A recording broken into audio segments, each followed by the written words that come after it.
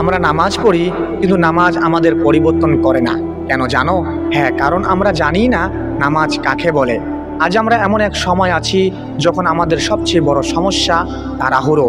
আমরা নামাজ পড়ি কিন্তু মন থাকে না নামাজে, রুকু করি কিন্তু ভাবি কখন শেষ হবে, সিজদা করি কিন্তু অন্তর কখনো সিজদায় যায় না। আমরা ঘড়ির দিকে তাকিয়ে নামাজ পড়ি, যেন আল্লাহর দরবারে নয় বরং কোনো কাজ শেষ করছি। কিন্তু ভাবো তো, তুমি যদি কোনো গুরুত্বপূর্ণ মানুষের সামনে দাঁড়াও, তুমি কি তাড়াহুড়ো করে কথা বলবে? না। তাহলে যার সামনে আমরা দাঁড়াই তিনি আল্লাহ, আসমান জমিনের মালিক। নামাজ তো আমাদের শান্তির সময়, আল্লাহর সঙ্গে কথা বলার সময়। কিন্তু আমরা তাকে বানিয়ে ফেলেছি একটি রুটিন, 5 মিনিটের শেষ করার কাজ। তাই নামাজ পড়ে আমাদের মন শান্ত হয় না, চোখে পানি আসে না।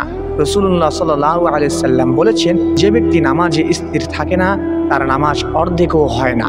বন্ধুগণ, আজ থেকে প্রতিজ্ঞা করি আর তাড়াহুড়ো করে নামাজ পড়ব না, একটু ধীরে পড়ব, মন দিয়ে পড়ব। কারণ নামাজের সৌন্দর্য টাকাতে নয়, খুশুতে, মনোযোগে। যখন তুমি নামাজে মন দিবে তখন নামাজে তোমাকে বদলে দিবে, তোমাদের হৃদয় নরম করবে।